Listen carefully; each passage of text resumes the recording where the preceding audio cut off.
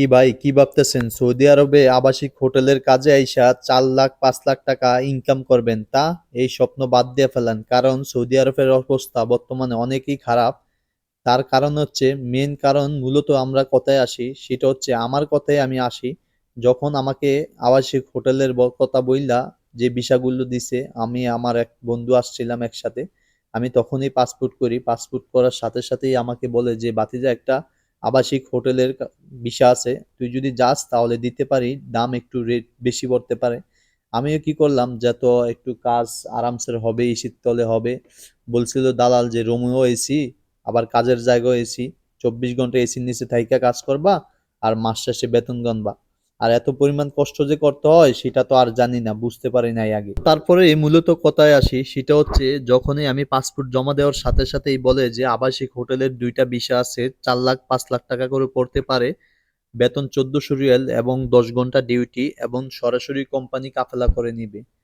তা আসলে তারপরে আমি আমার বন্ধু, যেই বন্ধু আমরা একসাথে সৌদি আরবে আসছিলাম, দুই বন্ধু মিল করে যে আসলে যত সৌদি আরবে আবাসিক হোটেলের কাজের ভিসা পাইছি চইলা যায় দেরি না কইরা। তারপরে আমরা সাথে সাথে পাসপোর্ট গুলো জমা দিয়ে দিলাম। টাকা পাসপোর্ট দেওয়ার সাথে সাথেই যা আমাদের সাথে ঘটে, আমাদেরকে 1 মাসের মধ্যেই সৌদি আরব পাঠাই দিছে। তারপরে আসার সাথে সাথেই আমরা বুঝতে পারি, যেদিন সৌদি আরবের মাটিতে পাড়া দিছি, দ্বিতীয় দিনে আমরা বুঝতে পারি যে আসলে আমাদের সাথে সম্পূর্ণভাবে যে সিটারি বাটপারি দালালের যেই ফান্দে পইরা আমরা সৌদি আরব আসলাম, সেটা হচ্ছে দালালের এক রকমের ফান্দে ফালাইছে আমাদেরকে। তাদের কারণ হচ্ছে একটাই, যে দালাল তো দালালের ছাড়া চলতে পারে না, দালাল কি করে খাবে? একজনকে দুইজনকে বিপদে ফালাইয়ে তো খাইতে হবে। যাই হোক, মূলত কথায় আসি, আমাদের কথা আর না বলি। সেটা হচ্ছে বর্তমানে যারাই সৌদি আরবে আবাসিক হোটেলের কাজে আসবেন বা আবাসিক হোটেলের কাজের বর্তা বইলে আপনারে ভিসা দিবে, তা কখনো বিশ্বাস করবেন না, আর দালালের ফান্দে আপনি কখনো পড়বেন না। তার কারণ হচ্ছে, এখন বর্তমানে সৌদি আরবে আবাসিক হোটেলের সরাসরি কোম্পানি কোনো ধরনের কোনো কারণ ছাড়া, কোনো ধরনের কোনোভাবেই আপনি সরাসরি কোম্পানির ভিসা কখনো পাবেন না, এবং সরাসরি কোনো কোম্পানি ভিসা দিবেও না আপনাকে। দালাল অনেক ধরনের কথা বলবে, অনেক কথা বলবে, অনেক আপনাকে কথা বইলা, মিথ্যা কথা বইলা ফান্দে ফালানোর চেষ্টা করবে। আপনি কখনোই ফান্দে তাদের পড়বেন না। তার মেইন কারণ হচ্ছে, আপনাকে বর্তমানে যেই সৌদি আরব থেকে ভিসাগুলো দিবে, সেগুলো হচ্ছে আপনার সাপ্লাই ভিসাগুলো দিয়ে বলবে যে আপনাকে কোম্পানির ভিসা, বা আপনাকে বলবে যে কফি শপের ভিসা, আবাসিক হোটেলের ভিসা, আবাসিক হোটেলের সরাসরি কোম্পানি ভিসা। আপনারাও কখনো এই ভিসা, আবাসিক হোটেলের ভিসা বললে কখনো সৌদি আরবে ওই ভিসা দিয়ে আপনি কখনো আসবেন না।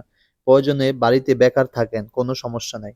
আপনি যদি সৌদি আরবে আসেন 4 লাখ 5 লাখ টাকা খরচ কইরা, সৌদি আরবে আসার পর যদি আপনি বইসা বইসা বাংলাদেশ থেকে টাকা এনে রুম ভাড়া দিতে হয়, খাবার খাইতে হয়, তাহলে তো এই বিদেশের কোনো প্রয়োজন নাই আমি মনে করি।